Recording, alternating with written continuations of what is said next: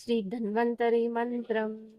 शङ्खं चक्रं जलौकां दधदमृतघटं चारुदोर्भिश्चतुर्भिः सूक्ष्मस्वच्छातिहृद्यां शुकपरिविलसन्मौलिमम्भोजनेत्रम् कालाम्भोदोज्ज्वलाङ्गं कटितटविलसच्चारुपीताम्बराढ्यम् वन्दे धन्वन्तरिं तं निखिलगदवनप्रौढदावाग्निलीलम् अच्युतानन्त गोविन्द विष्णो नारायणामृतान् रोगान् मे नाशयाशेषान् आशु धन्वन्तरे हरे आरोग्यं दीर्घमायुष्यं बलं तेजो धियो श्रियं स्वभक्तिभ्यः अनुगृह्णन्तं वन्दे धन्वन्तरिं हरिं धन्वन्तरेरिमं श्लोकं भक्त्या नित्यं पठन्ति ये अनारोग्यं न तेषां स्यात् सुखं जीवन्ति ते चिरम् ॐ नमो भगवते वासुदेवाय धन्वन्तरये अमृतकलशहस्तायां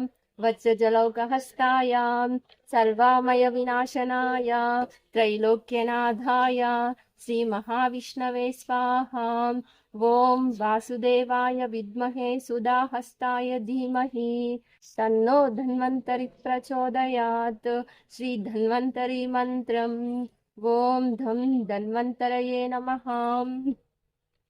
ॐ नमो भगवते महासुदर्शनाय वासुदेवाय धन्वन्तरये अमृतकलशहस्ताय सर्वभयविनाशाय सर्वरोगनिवारणाय त्रैलोक्यपतये त्रैलोक्यनिधये श्रीमहाविष्णुस्वरूपा श्रीधन्वन्तरि स्वरूपा श्री श्री श्री औषधचक्र नारायणाय स्वाहा।